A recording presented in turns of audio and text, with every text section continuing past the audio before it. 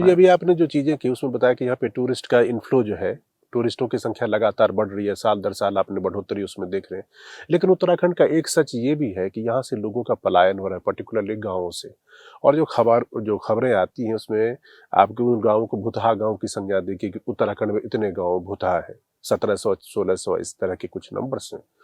उन गाँवों से लोग क्यों पलायन कर रहे हैं? उनको रोज़गार वहाँ पे देखिए नहीं है? चूँकि पलायन के लिए देखिए एक तो मूलभूत जो आवश्यकताएँ हैं वो चाहिए और उसके अलावा सभी को रोज़गार या स्वरोज़गार चाहिए। जी, तो धीरे-धीरे ये बात अब बदल रही है। अब लोग रिवर्स पलायन भी कर रहे हैं।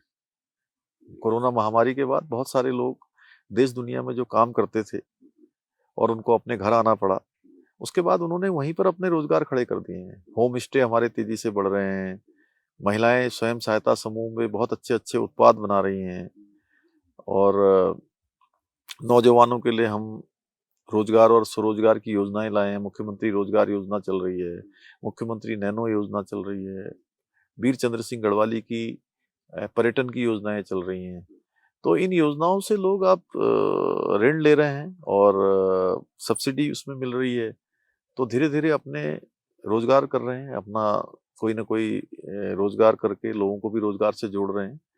तो ये बदल रही हैं और दुनिया के भी मैंने अभी 14 देशों में रह रहे उत्तराखंडी के लोगों से जिन्होंने अपना स्थान बनाया है, उनसे हमने अभी बात की है। एक दिन वीडियो मीट किया था सबके साथ।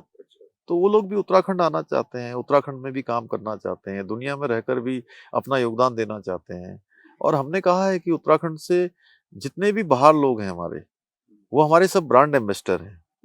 और ब्रांड एम्बेसडर के रूप में वो अपनी सेवाएँ देने के लिए तैयार हैं, अपनी मातृभूमि से, अपने पूर्वजों की भूमि से, अपनी जड़ों से जुड़कर कुछ काम करना चाहते हैं, तो हमारी वो भी सहायता करेंगे। आपसे पहले जब त्रिवेंद्र सिंह रावत जी थे तो उन्होंने पलायन आयोग जिसको आपने बाद में पलायन पलायन निवारण आयोग आपने कर दिया था।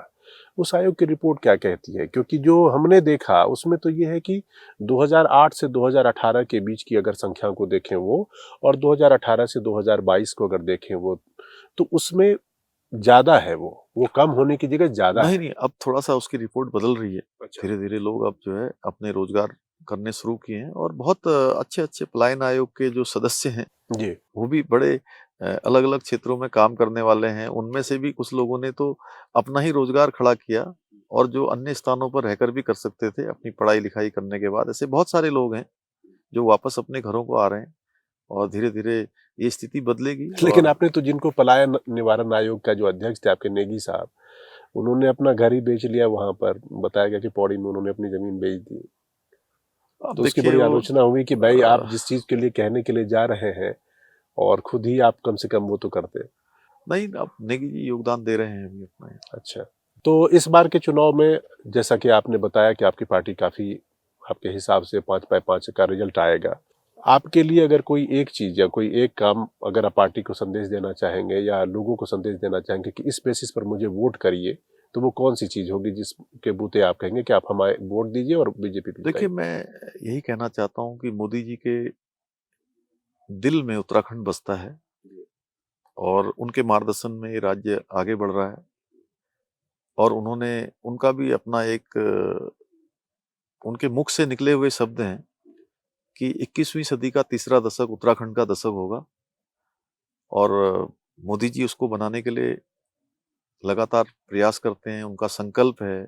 बाबा केदार के अनन्य भक्त हैं, आदि कैलाश के अनन्य भक्त हैं और हमको इस दशक को उत्तराखंड का दशक बनाने के लिए चूँकि मोदी जी ने हमारे लिए सब कुछ किया है, राज्य के लिए जो भी योजनाएँ हैं, जो भी यहाँ की आवश्यकताएँ हैं पिछले 10 सालों में इतना काम हुआ है कि जो देश की आज़ादी के और सालों को देख लिया जाए तो उस पर ये 10 साल बहुत ज़्यादा भारी पड़ने वाले हैं, कई गुना ज़्यादा हुआ है।